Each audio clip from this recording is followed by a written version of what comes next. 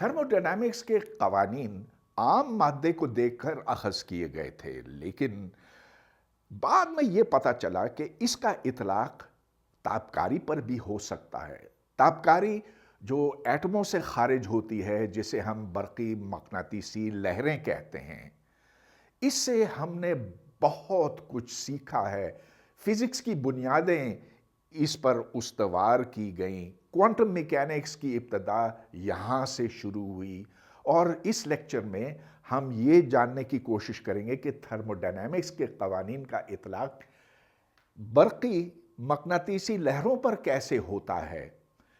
تو اس سے پھر ہم اور بہت کچھ سیکھ سکیں گے۔ ہم یہ جان سکیں گے کہ سورج کو اگر ہم دیکھیں تو اس کے درجہ حرارت کا ہم کیسے اندازہ لگا سکتے ہیں، زمین کا ٹیمپریچر کتنا ہے، اور اگر ہم دور کے سیاروں کو دیکھیں جن کے اوپر سورج کی شعاعیں پڑتی ہیں، تو ان شعاعوں سے ہم یہ اخذ کر سکتے ہیں کہ ادھر درجہ حرارت کیا ہوگا۔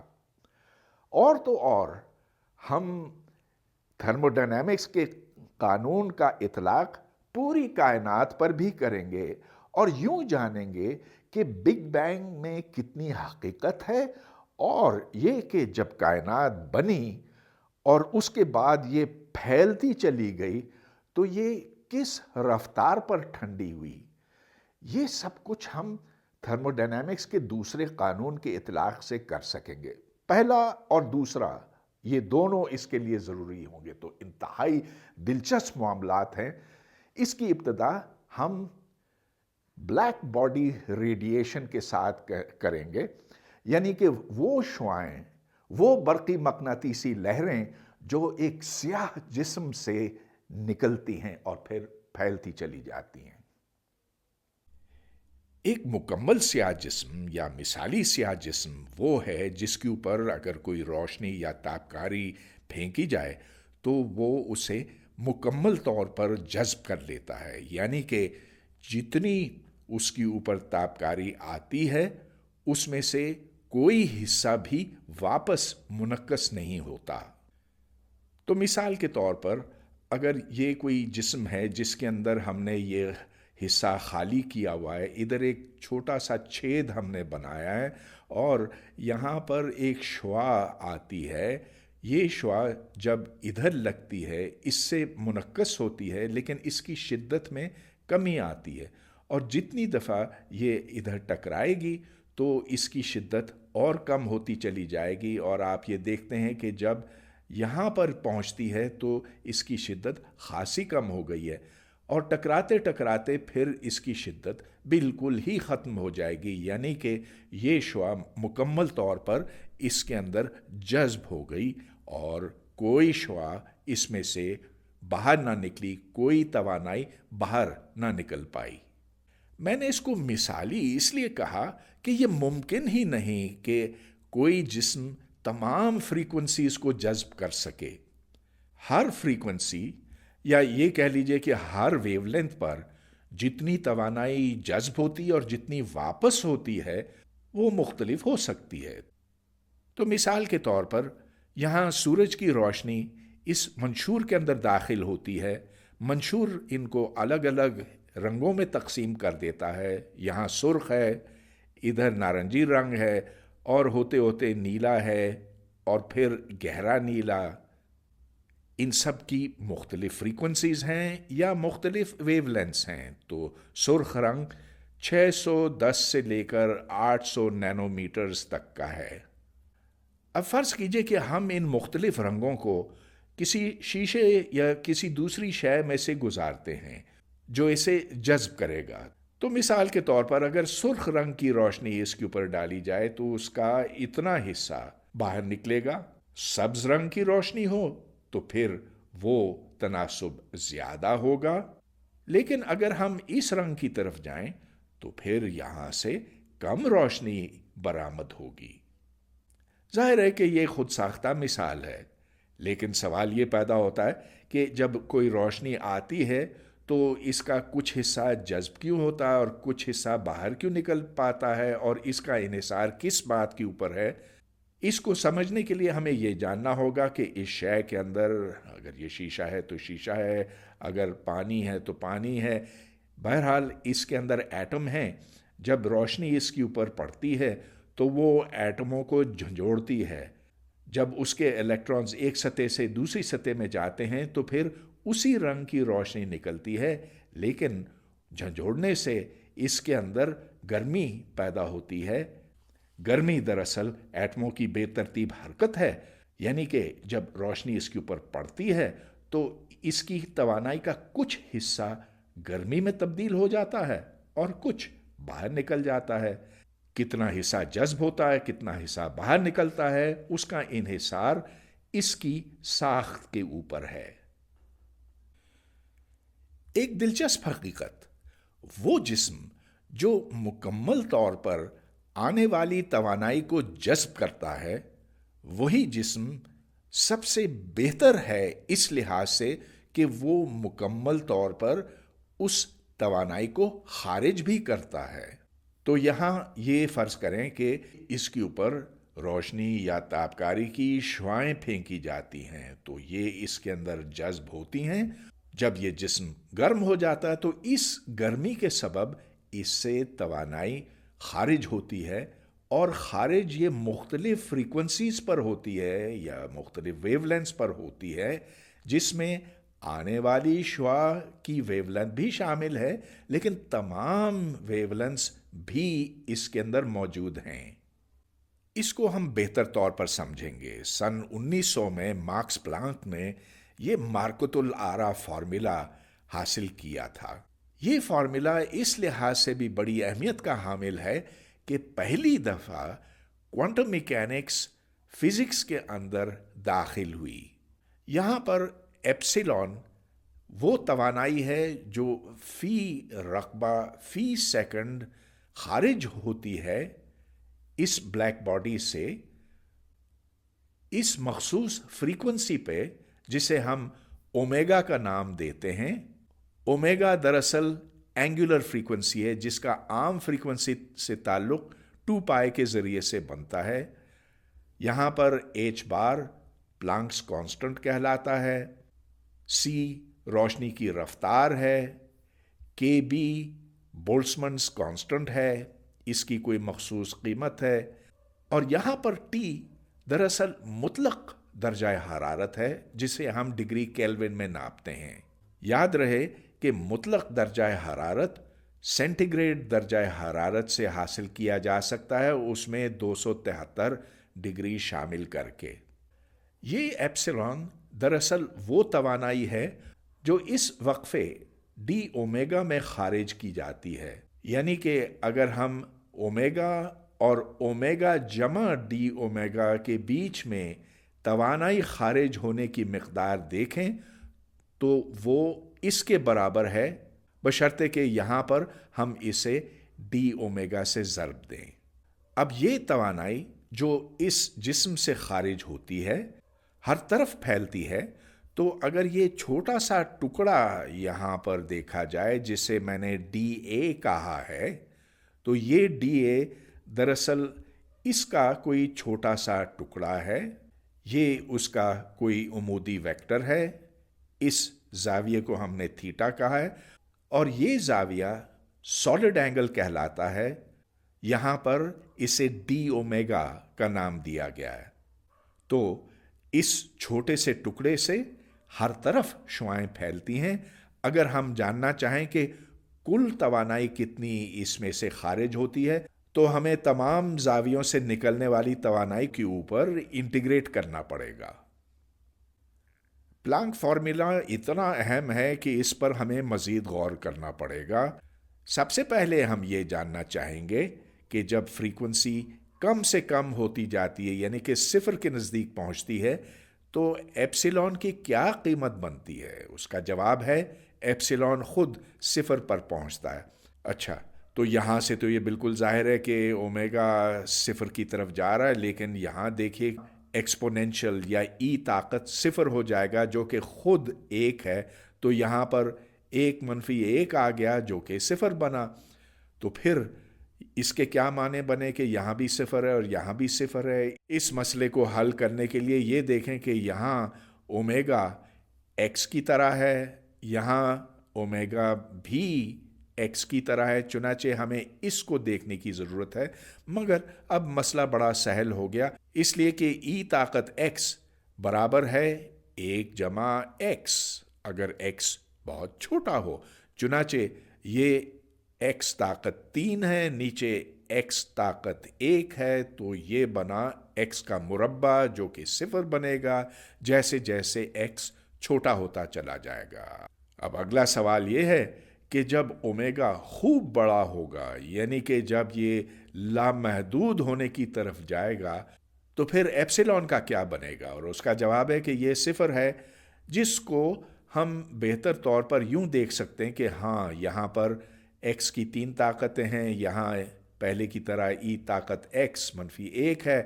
جیسے جیسے ایکس بڑا ہوتا جائے گا، ہاں یہ تو ضرور بڑا ہوگا، لیکن e⁻x اس سے کہیں زیادہ تیزی سے بڑا ہوتا ہے، چنانچہ یہ صفر پر پہنچے گا۔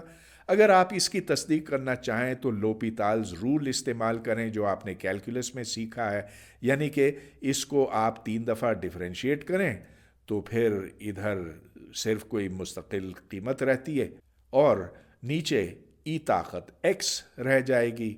ای طاقت ایکس تو انفینٹی پر پہنچ جاتا، چنانچہ یہ صفر پر پہنچا جیسے جیسے ایکس انفینٹی کی طرف بڑھا۔ اب اس فارمولے کا ہم بہت آسانی سے گراف بنا سکتے ہیں۔ اس میں بس ہمیں ایچ بار، سی اور کے بی یعنی کہ بولٹزمینز کانسٹنٹ کی قیمتیں ڈالنا ہوں گی، لیکن ساتھ ساتھ یہ بتانا ہوگا کہ درجہ حرارت کتنا ہے، یعنی کہ ٹی کی قیمت بھی بتانا ہوگی۔ اس کے بعد تو یہ کام بڑا سہل ہو جائے گا، کمپیوٹر پر ہم یہ ایک پلاٹ بنا سکتے ہیں۔ تو یہاں پر ایپسیلون ہے اور یہ ایپسیلون اومیگا کا فنکشن ہے، جیسے جیسے اومیگا کو ہم بدلتے ہیں تو ایپسیلون خود بدلتا ہے۔ یہاں پر ہم نے یہ دیکھا کہ اومیگا جب صفر کی طرف جاتا ہے تو ایپسیلون بھی صفر کی طرف چلا جاتا ہے، یہ بات یہاں پر نمایاں ہے۔ اور یہی بات اومیگا کی بڑی قیمتوں پر صادق آتی ہے کہ جیسے جیسے اومیگا خوب بڑا ہو جاتا ہے ویسے ویسے ایپسیلون بھی چھوٹا ہوتا چلا جاتا ہے۔ البتہ آپ یہ دیکھتے ہیں کہ یہاں درجہ حرارت 100 ڈگری تھا، پھر ہم نے بڑھایا 150، 200، 250 اور بالآخر 300۔ جیسے جیسے ہم اسے زیادہ گرم کرتے ہیں ویسے ویسے اس میں سے زیادہ توانائی خارج ہوتی ہے اور بڑھنے کی رفتار بہت تیز ہے۔ تو یہاں دیکھیں کہ ٹی 100 کے نزدیک ہے، ادھر 150، لیکن کتنا بڑا فرق ہے۔ اور جب ہم 150 سے 300 تک جاتے ہیں تو ایپسیلون تو آسمان کو چھونے لگتا ہے۔ یاد رہے کہ 300 ڈگری کے دراصل 27 ڈگری سینٹی گریڈ ہے۔ اب اگر ہم چاہیں کہ بجائے فریکوینسی کے ہم یہاں پر ویو لینتھ استعمال کریں تو پھر ویو لینتھ اور فریکوینسی کا آپس میں یہ رشتہ بنتا ہے، یہاں پر سی روشنی کی رفتار ہے، چنانچہ اومیگا کو اگر آپ اس میں ڈالیں تو ایپسیلون پھر لیمڈا کا یہ فنکشن بنتا ہے۔ اب اگر ہم کل توانائی جاننا چاہیں جو اس گرم جسم سے خارج ہوتی ہے تو پھر ہمیں انٹیگریشن کرنی ہوگی، یعنی کہ تمام ویو لینتھس کے اوپر اور تمام سالڈ اینگلز پر۔ تو ایپسیلون جو کہ لیمڈا پر منحصر ہے، ہمیں تمام لیمڈا 0 سے لے کر انفینٹی تک اس میں شامل کرنے ہوں گے۔ بس اب یہ انٹیگرل کرنے کی ضرورت ہے، جو ہی آپ وہ کریں گے اور یہ انٹیگرل بآسانی حل کیا جا سکتا ہے۔ یہاں پر میرے پاس اتنا وقت نہیں ہے، لیکن اگر آپ چاہیں تو یہ آپ خود سے کر سکتے ہیں۔ اس سے پھر ہمیں یہ جواب ملتا ہے کہ جو توانائی خارج ہوتی ہے ہر رقبے کی اکائی سے فی سیکنڈ، سو اس کے برابر ہے سگما کی قیمت یہ ہے۔ اب دلچسپ بات یہ ہے کہ یہ فارمولا جو ماکس پلانک نے حاصل کیا تھا تقریباً 125 سال پہلے، اس کو ہم انٹیگریٹ کر کے یہ اسٹیفن بولٹزمین لا حاصل تو کر سکتے ہیں اور جس سے پھر یہ چیز آتی ہے، لیکن स्टीफन बोल्ट्जमैन तो उससे 100 साल पहले इसी नतीजे पर पहुंचे थे। अलबत्ता उन्हें यह नहीं पता था कि इस सिग्मा की कीमत ये है। तो यहां पर सिग्मा को उन्होंने महज एक कांस्टेंट के तौर पर छोड़ा था जिसे तजर्बाती तौर पर जाना जा सकता है, और वो तजर्बाती तौर पर जब मालूम किया गया तो उसकी कीमत ये निकली। लेकिन यही कीमत यहां से भी हासिल होती है। अब एक और दिलचस्प बात नोट कीजिए।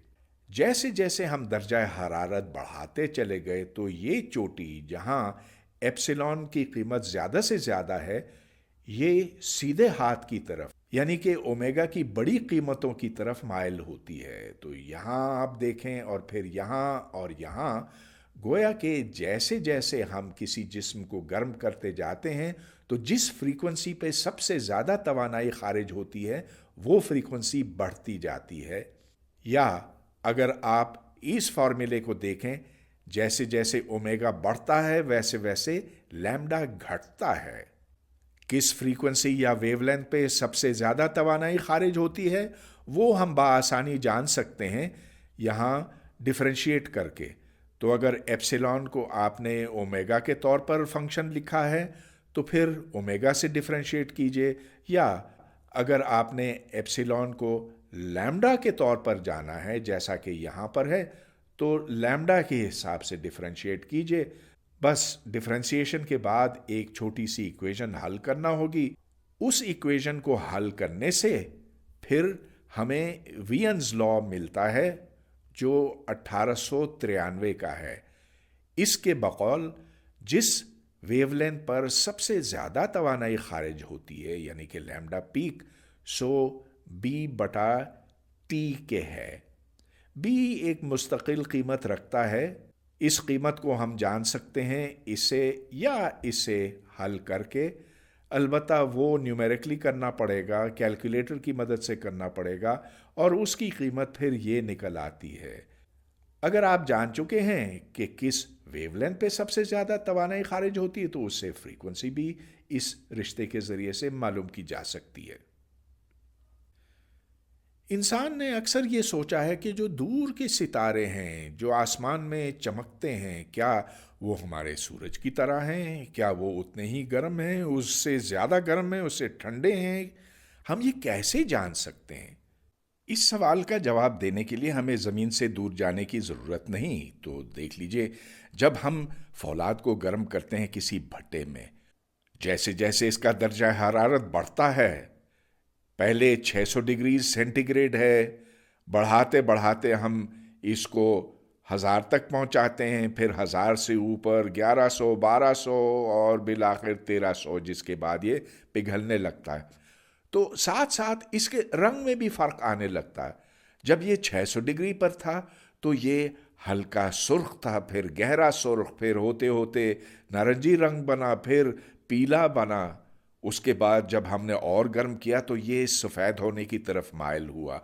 गोया कि इस गर्म शय का रंग और उसका दर्जा हरारत आपस में जुड़े हुए हैं। ये ताल्लुक यहां पर नुमाया है। तो ये वही वियन्स लॉ है जो आपने थोड़ी देर पहले देखा था।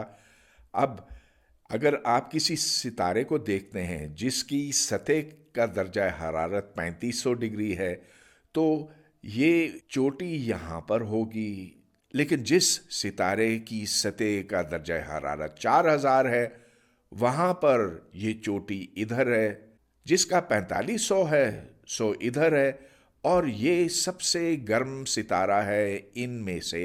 इसका दर्जा हरारत 5500 डिग्री के है। यहां पर आप देख सकते हैं कि इस एक्सेस पर वेवलेंथ है नैनोमीटर में, जबकि इधर निकलने वाली तवानाई की मकदार है। अब इस डायग्राम को देखें जो हर्ट्सप्रंग और रसल के नामों से मंसूब है। इसके ऊपर मुख्तलिफ सितारों का दर्जा हरारत दिखाया गया। यहाँ पर 40,000 डिग्री के है और इस तरफ 2000 डिग्री के है। तो यहाँ नज़र आता है कि जो ठंडे सितारे हैं उनका दर्जा हरारत कोई 2500 के लगभग होता है, اور کچھ ایسے ہیں جو ان سے کہیں زیادہ گرم ہیں اور جن کی سطح پر درجہ حرارت کوئی 20,000 ڈگری کے تک ہے۔ یہ مختلف قسم کے ستارے ہو سکتے ہیں۔ تو یہاں دیکھیں، اسے مین سیکوینس کہا جاتا ہے، یعنی کہ بیشتر ستارے اس علاقے میں ہیں۔ ایک طرف وہ ستارے ہیں جو بہت چمکدار ہیں، جن سے نکلنے والی روشنی کی شدت تقریباً 1,00,000 زیادہ ہے بنسبت ہمارے سورج کے۔ اگر ہم سورج سے نکلنے والی روشنی کی شدت کو ایک اکائی مانیں تو جو سب سے زیادہ چمکدار ستارے ہیں وہ اس سے 1 ملین یا 10 ملین گنا زیادہ چمکدار ہیں۔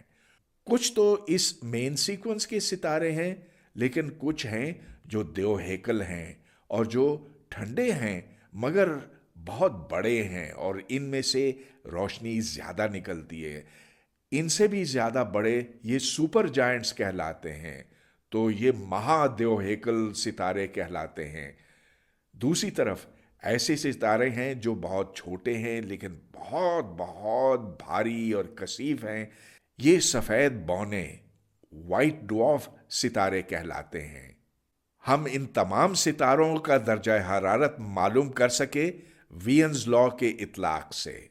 اب ہم سورج کی طرف اپنی توجہ مرکوز کریں گے جو کہ اس علاقے میں ہے۔ اس سے متعلق ایک سوال ہم حل کریں گے۔ فرض کیجئے کہ سورج ایک مکمل مثالی بلیک باڈی ہے اور اس سے جو شعاعیں نکلتی ہیں وہ پلانک فارمولا کے مطابق ہے۔ تو اب ہم یہ سوال حل کرنے جا رہے ہیں، فی مربع میٹر ہر سیکنڈ سورج سے تقریباً 1400 واٹ تابکاری کا نکلتا ہے جو زمین تک پہنچتا ہے۔ سورج کا نصف قطر اتنا ہے، یعنی کہ 7,00,000 کلومیٹر ہے، جبکہ زمین کا نصف قطر اس سے تقریباً 100 گنا چھوٹا ہے۔ جو فاصلہ سورج اور زمین کے بیچ میں ہے سو اتنا ہے۔ ہم سے پوچھا گیا ہے کہ ان معلومات کو سامنے رکھتے ہوئے سورج کا درجہ حرارت معلوم کریں۔ اس سوال کو ہم یوں حل کریں گے۔ تو فرض کیجئے کہ ہر سیکنڈ جو توانائی نکلتی ہے سورج میں سے اس کو ہم نے پی کا نام دیا ہوا ہے، جو پاور ریڈیٹڈ بائی سن ہے۔ تو اس کی مقدار بنتی ہے وہ رقبہ جو سورج کی سطح کا ہے، اسے ہم ضرب دیں گے اس مقدار سے۔ یہ توانائی کی وہ مقدار ہے جو سورج سے خارج ہوتی ہے فی مربع میٹر، لہذا دونوں کو یوں ضرب دینے سے ہمیں کل توانائی ملتی ہے فی سیکنڈ۔ تو ظاہر ہے کہ جتنی توانائی سورج سے نکلی، جسے ہم پی کہتے ہیں، سو آگے نکلتے نکلتے اس فاصلے تک پہنچی۔ اب اس کا حساب لگانا تو کوئی مشکل کام نہیں ہے۔ اگر ہمیں 1400 واٹ ملتے ہیں فی مربع میٹر تو بس ہمیں اس رقبے سے اسے ضرب دینا ہوگا، اور یہ پھر پی کے برابر ہے جو کہ اوپر درج ہے۔ یہاں سے تو بس بہت ہی آسان کام ہے کہ ادھر سے ہم پھر ٹی معلوم کر سکتے ہیں، یعنی کہ سورج کا درجہ حرارت جس کی چوتھی طاقت پھر یہاں پر درج ہے، اور پھر ہمیں اس کی 1/4 طاقت لینا ہوگی۔ کیلکولیٹر میں ڈالنے سے ہمیں پتہ چلتا ہے کہ سورج کا درجہ حرارت اس کی سطح کے اوپر اس کے برابر ہے، یعنی کہ تقریباً 5803 ڈگری کیلون۔ جو اصل درجہ حرارت ہے وہ اس سے زیادہ دور نہیں ہے، وہ آپ کے سامنے ہے، یعنی کہ معمولی سا فرق ہی ہے ہماری اس کیلکولیشن میں اور اس میں۔ مگر آپ پوچھ سکتے ہیں کہ فرق آخر ہے کیوں؟ اس کی وجہ یہ کہ سورج مکمل طور پر ایک مثالی بلیک باڈی نہیں ہے۔ بہرحال یہ کافی تسلی بخش جواب ہے کہ جس کی پیشن گوئی کی گئی تھی، جو کہ اس کے برابر ہے، وہ اصل قیمت کے کافی قریب ہے۔ اب اگلا سوال ہم سے یہ پوچھا گیا کہ اگر ہم یہ مان لیں کہ 1400 واٹ تابکاری کی زمین پر پہنچتی ہے تو پھر زمین کا درجہ حرارت کتنا ہونا چاہیے؟ اس کا جواب دینے کے لیے ہم ایک اہم اصول استعمال کریں گے، یعنی کہ جتنی توانائی سورج سے زمین تک پہنچتی ہے اتنی ہی توانائی زمین خارج کرتی ہے۔ اب اگر ان دونوں میں فرق ہوتا تو وقت کے ساتھ زمین کا درجہ حرارت بڑھتے بڑھتے آسمانوں تک پہنچ جاتا۔ لہذا ایکویلیبریم کی شرط یہ ہے، یعنی کہ ٹھہراؤ کی شرط یہ ہے کہ جتنی توانائی زمین کے اوپر پڑتی ہے اتنی ہی توانائی خلا میں پھر خارج کر دی جاتی ہے۔ چلیے اس کا اب ہم حساب لگاتے ہیں۔ تو اس شرط کو پورا کرنے کے لیے یہ وہ مقدار ہے توانائی کی جو زمین کے اوپر پڑتی ہے، یعنی کہ ہم 1400 کو ضرب دیں گے اس رقبے سے۔ یہ وہ رقبہ ہے جو اس کراس سیکشن کا ہے، زمین کے کراس سیکشن کا ہے۔ لیکن زمین کا کوئی عمومی درجہ حرارت ہے جسے ہم ٹی ای کہیں گے، لہذا جو زمین سے خارج ہونے والی توانائی کی مقدار ہے اسے ہمیں کل زمین کے رقبے سے ضرب دینا ہوگا جو کہ اس کے برابر ہے۔ بس اس کا حساب لگانا بہت ہی آسان کام بنا، جیسا کہ آپ نے پہلے کیا تھا یہاں پر، ویسے یہاں آپ ٹی ای معلوم کریں گے کیلکولیٹر کی مدد سے۔ ہم یہ جان لیتے ہیں کہ یہ 280 ڈگری کیلون ہے جو کہ 7 ڈگری سینٹی گریڈ بنتا ہے۔ کیا یہ جواب بالکل ٹھیک ہے؟ نہیں، جو زمین کا عمومی درجہ حرارت ہے وہ 290 ڈگری کے لگ بھگ ہے، یعنی کہ 17 ڈگری سینٹی گریڈ ہے۔ لیکن ہمیں کوئی تعجب نہیں ہے کہ دو جوابات میں فرق ہے، اس لیے کہ زمین کے اطراف میں بادل بھی ہوتے ہیں، یہاں سمندر بھی ہیں جن سے روشنی منعکس ہوتی ہے، لہٰذا اس کو مکمل بلیک باڈی سمجھنا 100% درست نہیں ہے۔ اب ہم اگلے سوال کی طرف چلتے ہیں۔ اس سیارے کا کیا درجہ حرارت ہے، یعنی کہ سطح کے اوپر، جو ہم سے زمین سے 9 گنا زیادہ دور ہے؟ اس کا جواب ہم اس ایکویژن کو دے کر نکالیں گے۔ بس یہاں پر اس آر ایس ای کی جگہ پر آپ 9 آر ایس ای ڈالیں، یعنی کہ ادھر 81 آ جائے گا، جس کا مطلب یہ کہ وہ سیارہ جو 9 گنا زیادہ دور ہے سورج سے، اس کے اوپر 81 گنا کم تابکاری پڑتی ہے، لہذا سگما ٹی طاقت 4 برابر ہوگا 1400/81۔ اور اگر یہاں سے آپ حساب لگائیں تو اس سیارے کا درجہ حرارت 3 گنا کم ہوگا، گو کہ وہ 9 گنا سورج سے زیادہ دور ہے۔ فلکی اجسام اور خود کائنات کی ابتدا کے مسائل کے اوپر غور کرنے کے لیے اب ہم ایک ایسے گیس کا مطالعہ کریں گے جو فوٹونز پر مشتمل ہے۔ اب اس سے تو آپ اچھی طرح سے واقف ہیں کہ اگر کوئی عام گیس ہو تو اس عام گیس کے اندر ایٹم ہیں جو حرکت میں ہوتے ہیں، اور یہ وہ دیواریں ہیں جو ان ایٹموں کو اس حجم کے اندر رہنے پر مجبور کرتی ہیں۔ دوسری طرف یہ وہ گیس ہے جو فوٹونز یعنی کہ روشنی کے ذروں پر مشتمل ہے۔ یہ فوٹون ہر رنگ کے، ہر فریکوینسی کے ہو سکتے ہیں۔ ہاں، یہ دیواریں ان فوٹونز کو باہر جانے سے روکتی تو ضرور ہیں، لیکن یہ وہی دیواریں ہیں جو ان فوٹونز کو پیدا کرتی ہیں۔ اب چلیے ہم ان کا ایک تقابلی جائزہ لیتے ہیں۔ ایک طرف وہ گیس ہے، مثالی گیس ہے جو ایٹموں پر مشتمل ہے۔ مثالی گیس اگر ہے تو یہ ایٹم ایک دوسرے سے نہیں ٹکراتے، یہ صرف اس ڈبے کی دیواروں کے ساتھ ٹکراتے ہیں۔ اگر ایٹم ایک دوسرے کے ساتھ ٹکرائیں، جیسا کہ بالکل ممکن ہے، تو پھر یہ ایک عام حقیقی گیس ہوگی جس کی ایکویژن PV=nRT نہیں ہوگی، اس سے ذرا ہٹ کے ہوگی۔ اس کے برعکس ہر فوٹون کی گیس دراصل مثالی گیس ہے، کیونکہ فوٹون کے ساتھ ٹکرا نہیں سکتے۔ آپ جتنے بھی فوٹون بھریں اس ڈبے کے اندر، یہ پھر بھی ایک دوسرے کو دیکھتے نہیں ہیں، ایک دوسرے سے ٹکراتے نہیں ہیں۔ آپ پوچھ سکتے ہیں کہ ایسا کیوں ہے؟ اس کی وجہ میکسویلز ایکویشنز کے اندر پنہاں ہے۔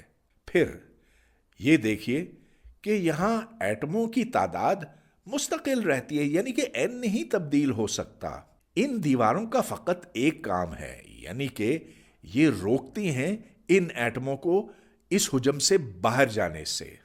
لیکن اگر آپ فوٹونز کی طرف دیکھیں تو یہاں فوٹونز دراصل ان دیواروں کے سبب بنتے ہیں، اور اس کی وجہ یہ ہے کہ ان دیواروں کے اندر ایٹم ہیں، اور جب انہیں گرمی پہنچائی جاتی ہے تو ان میں ارتعاش پیدا ہوتا ہے۔ اس کے اندر جو الیکٹران ہیں وہ اپنی رفتار تبدیل کرتے ہیں، اور جب کسی چارج کی رفتار تبدیل ہوتی ہے، یعنی کہ جب وہ ایکسیلریٹ کرتا ہے تو اس میں سے تابکاری نکلتی ہے، اس میں سے یہ فوٹون نکلتے ہیں، اور یہ فوٹون مختلف فریکوینسیز کے ہو سکتے ہیں۔ گویا کہ یہاں n کسی صورت مستقل نہیں ہے، فوٹونز کی تعداد ہر لمحے بدلتی جاتی ہے۔ البتہ ان کی ایک اوسط قیمت ہے، اور اس سے وہ تعداد بہت زیادہ تجاوز نہیں کرتی۔ پھر ہم یہ دیکھتے ہیں کہ اس میں جو ایٹم ہیں ان کی رفتار اس قدر سست ہے، سست سے مطلب یہ کہ روشنی کی رفتار سے یہ بہت بہت کم ہے، لہٰذا اس میں ریلیٹیوٹی کی کوئی ضرورت نہیں، اسے ہم ایک نان ریلیٹیوسٹک گیس کہیں گے۔ اس کے برعکس اگر آپ فوٹونز کی طرف دیکھیں تو فوٹونز مکمل طور پر ریلیٹیوسٹک ہوتے ہیں، جس کے معنی یہ بنے کہ ایک عام ایٹم کی حرکی توانائی اس کے برابر ہے، یعنی کہ اس کے ماس اور اس کی رفتار کا مربع ½ mv²۔ اس کے برعکس ہم ایک فوٹون کو پہچانتے ہیں اس کی فریکوینسی سے، جس کو یوں لکھا جا سکتا ہے h بار اومیگا، h بار h یعنی کہ پلانکس کانسٹنٹ بٹا 2 پائے ہے، اومیگا 2 پائی نیو ہے۔ لہٰذا کچھ لوگ اسے یوں لکھتے ہیں اور کچھ اس طرح لکھتے ہیں، دونوں ایک دوسرے کے ٹھیک برابر ہیں۔ اب داخلی توانائی کے اعتبار سے اس گیس کو اگر دیکھا جائے تو یہ ہم پہلے دیکھ چکے ہیں کہ U اس کے برابر ہے، یعنی کہ جو ایٹموں کی تعداد ہے اسے آپ ٹیمپریچر سے جذب دیں گے، اور یہ 3/2 اور K بھی یہ تو خیر کوئی مستقل قیمتیں رکھتی ہیں۔ تو جیسے جیسے آپ ایٹموں کی تعداد بڑھاتے ہیں اسی حساب سے داخلی توانائی بڑھتی ہے، اور فی ایٹم اس کی قیمت یہ بنی 3/2 بولٹزمین کانسٹنٹ ضرب ٹیمپریچر۔ اس میں حجم کا کوئی عمل دخل نہیں ہے، اور اس کی وجہ یہ کہ یہ ایٹم ایک دوسرے سے خاصا دور ہوتے ہیں مثالی گیس میں۔ ہاں اگر یہ ٹکرائیں آپس میں جیسا کہ یہ ٹکراتے ہیں تو ضرور فرق پڑے گا اگر آپ اس حجم کو بہت بہت کم کر دیتے ہیں۔ لیکن فوٹون کے لیے صورتحال اس کے بالکل برعکس ہے۔ یہاں پر ایپسیلون جو کہ اومیگا کا فنکشن ہے، یاد رہے کہ یہ ایپسیلون وہ توانائی ہے فی حجم کی اکائی پر یونٹ والیوم جو اس کے برابر ہے، اور یہ پلانک فارمولا ہے۔ اب اگر آپ کل داخلی توانائی جاننا چاہیں تو آپ کو تمام حجم کے اوپر انٹیگریٹ کرنا ہوگا، یعنی کہ یہاں پر V خود آئے گا، اور جب آپ تمام اومیگا کے اوپر انٹیگریٹ کریں گے، کیونکہ ظاہر ہے کہ اگر آپ کل داخلی توانائی جاننا چاہتے ہیں تو آپ کو تمام فریکوینسی کے فوٹون شامل کرنے ہوں گے 0 سے لے کر انفینٹی تک۔ لہٰذا اس کا جب آپ انٹیگرل لیں گے تو اس کا حاصل پھر اس شکل کا ہوگا BT⁴ اور اس B کی قیمت یہ ہے۔ تو شاید اسے دیکھ کر آپ کو اسٹیفن بولٹزمین لا یاد آتا ہوگا، مگر یہ یاد رکھیے کہ وہ اس توانائی کے برابر ہے جو ایک کالے جسم سے خارج ہوتی ہے، جبکہ یہ وہ توانائی ہے فوٹونز کی جو اس ڈبے کے اندر بند ہیں۔ آگے چلتے ہیں، ہم اسپیسیفک ہیٹ نکال سکتے ہیں، وہ اسپیسیفک ہیٹ جس میں حجم کو مستقل رکھا جاتا ہے، یعنی کہ ہم داخلی توانائی یو کو ڈیفرینشیٹ کرتے ہیں ٹی کے حوالے سے حجم کو مستقل رکھے ہوئے، تو ظاہر ہے کہ اس فارمولے میں حجم تو آتا ہی نہیں، چنانچہ سی وی صرف اس کے برابر ہے۔ جتنے زیادہ ایٹم ہوں گے سی وی اسی حساب سے زیادہ ہوگا۔ لیکن اگر آپ ایک فوٹون گیس کی اسپیسیفک ہیٹ نکالیں اور اس کا حجم مستقل رکھیں تو اس کا جواب پھر یہ بنتا ہے، یعنی کہ وی اس کے اندر آتا ہے یہاں پر، تو اس کو ہم نے ڈیفرینشیٹ کیا ٹی کے حوالے سے، 4B ٹی کی 3 طاقت یوں نکلی باہر، اور سی وی ہمیں نظر آتا ہے وہ خود وی کے حساب سے بڑھتا ہے۔ ڈبہ جتنا بڑا ہوگا اسی حساب سے سی وی بھی بڑا ہوگا۔ البتہ آپ نے یہ ضرور نوٹ کیا ہوگا کہ یہاں این کا کوئی عمل دخل نہیں ہے، اس لیے کہ اس فارمولے میں این فوٹونز کی تعداد کا کوئی عمل دخل نہیں ہے۔ ہر گیس جو ایک ڈبے میں بند ہوتی ہے وہ اس ڈبے کی دیواروں کے اوپر دباؤ ڈالتی ہے۔ تو چلیے اب ہم اس پر غور کرتے ہیں کہ اس دباؤ کی مقدار کتنی ہے۔ ایک مثالی گیس کے لیے تو ہم جانتے ہیں کہ پی اس کے برابر ہے، یہ تو ایک مثالی گیس کی ایکویشن ہے جس کو ہم ایک ذرا مختلف شکل دے سکتے ہیں۔ یہ این کے ٹی کو اگر ہم یہاں سے 2/3 یو کے برابر کر دیں تو پھر پی وی برابر ہوتا ہے 2/3 یو۔ اس کے برعکس ایک فوٹون گیس کے لیے پی وی کی مقدار 1/3 یو ہے۔ تو اس لحاظ سے ان دو فارمولوں میں کوئی اتنا زیادہ فرق نہیں ہے۔ اب اگر آپ یو اس میں ڈالیں اوپر سے تو پھر پی کی مقدار نکلتی ہے 1/3 بی ٹی طاقت 4۔ یہاں پر آپ نوٹ کریں کہ پی کا انحصار حجم پر نہیں ہے، صرف اور صرف درجہ حرارت کے اوپر ہے۔ ہاں آپ پوچھ سکتے ہیں کہ فوٹونز جو کہ بنا کسی ماس کے ہوتے ہیں وہ پھر دباؤ کیسے ڈالتے ہیں دیواروں کے اوپر؟ اس کی وجہ واضح ہے، کیونکہ ایک فوٹون روشنی کی رفتار سے چلتا ہوا اس دیوار سے ٹکراتا ہے، یعنی کہ وہ اسے مومنٹم پہنچاتا ہے، یا پھر اس دیوار سے کوئی فوٹون خارج ہوتا ہے اور وہ اس گیس کے اندر داخل ہوتا ہے۔ دونوں صورتوں میں اس دیوار کے اوپر ایک دباؤ پڑتا ہے۔ تو ذرہ کوئی سا بھی ہو، فوٹون ہو یا ایٹم ہو، دباؤ ان دیواروں کے اوپر ضرور پڑتا ہے۔ تو چلیے اب ہم پھیلتی ہوئی کائنات کے مسئلے کے اوپر غور کریں گے اور اس کو ہم تھرمو ڈائنامکس کے حوالے سے سمجھنا چاہیں گے۔ جو نظریہ ہمارے سامنے ہے اور جو بگ بینگ کہلاتا ہے، تو بگ بینگ کے نتیجے میں بہت سے فوٹونز پیدا ہوئے تھے ایک چھوٹے سے حجم میں، جس کا سائز وقت کے ساتھ بڑھتا چلا گیا۔ جیسے جیسے کائنات پھیلتی چلی گئی ویسے ویسے یہ فوٹونز یعنی کہ یہ تابکاری ٹھنڈی ہوتی چلی گئی۔ اب ہم سے یہ کہا گیا ہے کہ اگر اس پھیلاؤ کو ہم ایڈیابیٹک مانیں تو کائنات کا درجہ حرارت اور اس کے نصف قطر کے بیچ میں کیا تعلق بنتا ہے؟ سب سے پہلے تو ہمیں اس اصطلاح پر غور کرنا ہے۔ یہ لفظ میں نے پہلے بھی استعمال کیا تھا۔ ایڈیابیٹک کا مطلب یہ ہے کہ ہر لمحے پر، ہر موقع پر جیسے جیسے کائنات پھیلتی چلی جا رہی ہے یہ ٹھہراؤ کی حالت میں ہے، ایکویلیبریم کی حالت میں ہے۔ تو چلیے اس کو مانتے ہوئے ہم آگے بڑھتے ہیں۔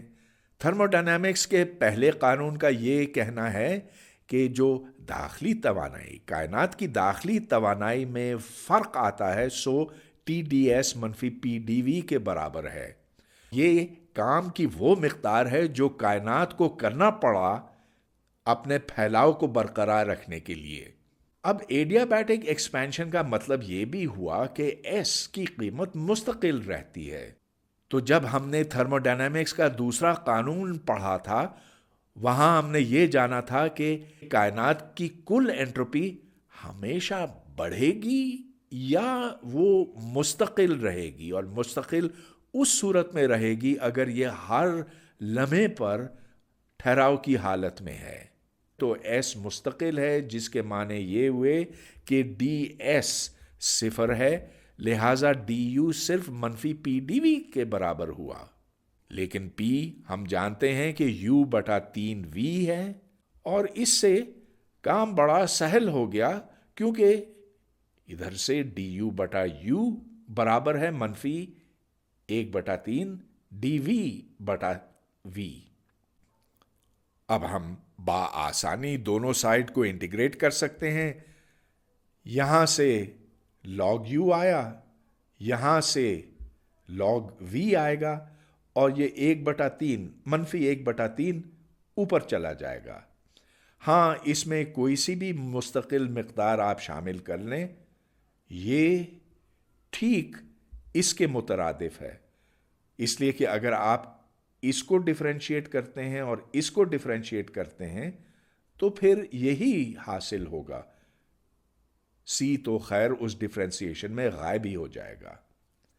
اب اس ایکویشن کو آپ یوں لکھ سکتے ہیں کہ یو بڑھتا ہے وی طاقت منفی 1/3، یعنی کہ جیسے جیسے وی بڑھے گا یو گھٹے گا۔ کچھ ہی دیر پہلے ہم نے یہ دیکھا تھا کہ ایک فوٹون گیس کے لیے یو کی قیمت تو اس کے برابر ہے۔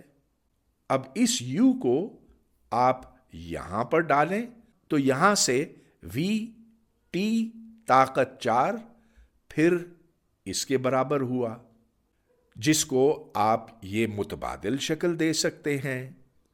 اب یہاں پر یہ مستقل ہے، جس کے معنی یہ ہوئے کہ وی کی یہ طاقت ضرب ٹی خود مستقل قیمت رکھتی ہے، لیکن آپ جانتے ہیں کہ ایک کرے کا حجم اس کے نصف قطر سے بڑھتا ہے، تو اگر آپ ٹھیک برابری چاہتے ہیں تو 4/3 پائی سے ضرب دینا ہوگا۔ بہرحال وی آر کی 3 طاقتوں سے بڑھتا ہے، وہ آپ اس میں اگر ڈالیں تو اس سے پھر یہ انتہائی اہم نتیجہ برآمد ہوتا ہے کہ وی ٹی خود ایک مستقل قیمت رکھتا ہے، یعنی کہ کائنات کا درجہ حرارت ٹی گھٹتا ہے اس حساب سے جوں جوں کائنات کا سائز بڑھتا چلا جاتا ہے۔